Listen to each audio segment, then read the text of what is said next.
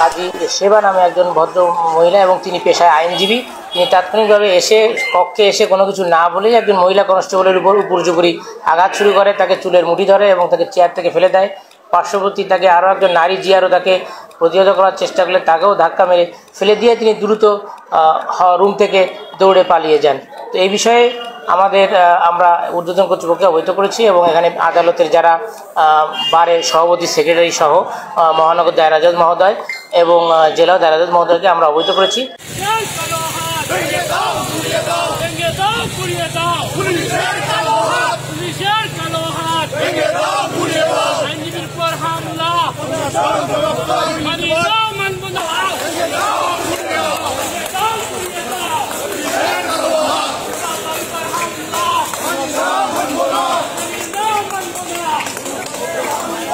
আমাদের দুজন আহত আছে, তাদেরকে প্রাথমিক চিকিৎসার জন্য ওসমানী মেডিকেল কলেজে প্রেরণ করা হয়েছে।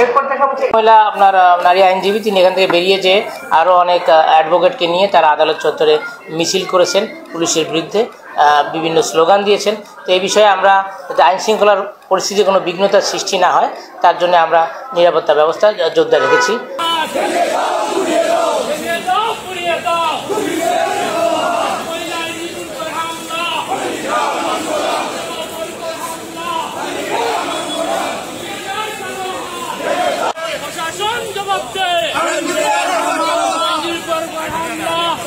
এবং তাদের সাথে আমাদেরকে তর্ক করা বা আরও মারমুখী আচরণ করা তারা চেষ্টা করেছেন, কিন্তু পুলিশ শান্ত থাকায় বিষয়টি আর বেশি দূর এগোয়নি।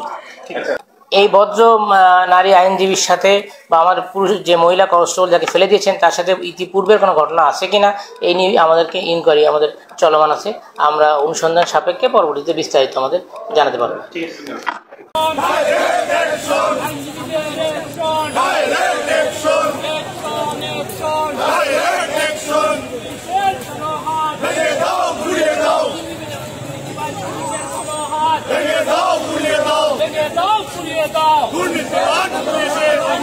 হামলা